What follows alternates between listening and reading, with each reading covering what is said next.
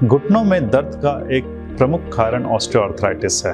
Osteoarthritis as की वजह से घुटनों के कार्टिलेज में जो वियर एंड टियर होता है उसकी वजह से होता है। अगर हम देखें हमारे इंडियन पॉपुलेशन में ऑस्टियोआर्थराइटिस एक बहुत ही कॉमन प्रॉब्लम है।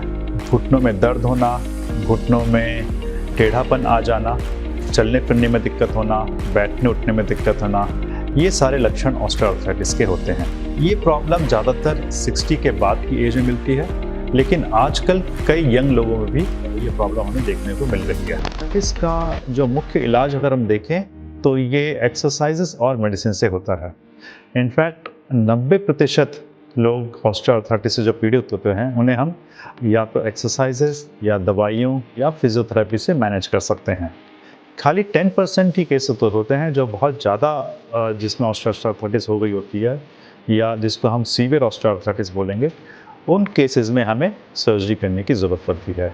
अगर हम ऑस्टियोआर्थराइटिस में सर्जरी की बात करें तो हमारे पास ऑलमोस्ट 2-3 तरह के ऑप्शन हैं, जिसमें कि कई बार हम आर्थ्रोस्कोपी करते हैं, जिसमें छोटे छेद करके अगर कार्टिलेज में डैमेज है उसको निकाल दिया जाता है, लेकिन ये अर्ली ऑस्टियोआर्थराइटिस में ही काम करता है। दूसरे, अगर किसी यंग आदमी 30 या 40 साल की उम्र में किसी को अगर आर्थराइटिस की प्रॉब्लम हो गई है, उस केस में हम रिप्लेसमेंट प्रेफर नहीं करते हैं। उस केस में हम ऑस्टियोटॉमी करते हैं, जिसमें हम घुटने की अलाइनमेंट चेंज कर देते हैं। लेकिन अगर आर्थराइटिस बहुत बढ़ गई है, सीवियर ऑस्टियोआर्थराइटिस है, उस केस में नी रिप्लेसमेंट ही काम करता है। नी रिप्लेसमेंट सर्जरी जो है वो एक बहुत ही एडवांस सर्जरी है, जिसमें जो पेशेंट्स के कार्टिलेज डैमेज हो गए हैं उसके ऊपर एक मेटल की कृत्रिम जॉइंट लगाया जाता है। इसके लिए पेशेंट को हम हॉस्पिटल में करीब 4 से 5 दिन के लिए भर्ती करते हैं, और जब तक पेशेंट की छुट्टी होती है वो इस कृत्रिम घुटने पे आराम से चल रहा होता है, या तो छड़ी या फिर वॉकर की सहायता से। नी रिप्लेसमेंट का ये मतलब नहीं कि पेशेंट का पूरा घुटना निकाल दिया जाता है, बल्कि इसमें पेशेंट के जो घुटने के एंड हैं जहाँ कार्टिलेज डैमेज हुआ है उसको थोड़ा शेप देके उसके ऊपर एक आर्टिफिशियल जॉइंट लगाया जाता है। तो थाई की बोन, जो जांघ की हड्डी है, उसके निचले हिस्से में, और जो पैर की हड्डी के ऊपर के हिस्से के सतह को शेप देके उसके ऊपर ये पार्ट बैठाया जाता है, और उसके बीच में एक स्पेशल तरीके का प्लास्टिक होता है जिससे कि घुटना बड़े आराम से चल सकता है बिना कोई फ्रिक्शन के। अगर हम नी रिप्लेसमेंट की टेक्निक की बात करें तो परंपरागत तरीके से जो नी रिप्लेसमेंट किया जाता है उसमें सर्जन के पास कुछ औजार होते हैं, कुछ जिग्स होते हैं, जिसके हेल्प से वो इन घुटने की जो सतह है उसको शेप देता है, जिसके ऊपर हम इम्प्लांट को बैठा सकें।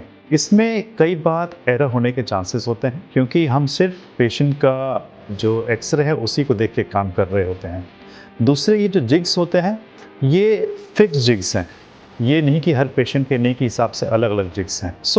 और हम जानते हैं कि हर पेशेंट का घुटना अलग अलग होता है, तो उसमें हम पेशेंट को उसका नेचुरल घुटना नहीं दे पाते हैं। रोबोटिक सर्जरी जो अब नई टेक्निक आई है उसमें हम पेशेंट के पूरे पैर का सीटी स्कैन लेते हैं, और आर्टिफिशियल इंटेलिजेंस के हेल्प से हम उसका एक 3D मॉडल तैयार करते हैं, वर्चुअल 3D मॉडल, जिसके ऊपर हम ये प्लान करते हैं कि उस मरीज के पर्टिकुलर नी के हिसाब से कौन सा पार्ट सही तरीके से फिट होगा और किस पोजीशन में सही फिट होगा। फिर इस प्लान को हम रोबोट में फीड करते हैं, और ये सारी जो प्रिपरेशन है ये रोबोट करता है। चूंकि ये रोबोट एक बहुत ही एक्यूरेट और प्रिसाइज टेक्निक से करता है, इसीलिए इसमें कोई भी गलती होने की संभावना नहीं रहती है। तो रोबोट की मदद से हम जो आर्टिफिशियल नी है उसको एकदम प्रॉपर परफेक्ट अलाइनमेंट में हम फिट कर पाते हैं। इससे पेशेंट को ये एहसास होता है कि ये उसका ऑलमोस्ट नेचुरल नी है। पेशेंट की रिकवरी बहुत फास्ट होती है, और चूंकि ये इम्प्लांट एकदम प्रॉपर अलाइनमेंट में लगे होते हैं तो इन इम्प्लांट की लाइफ भी ज़्यादा अच्छी बढ़ जाती है।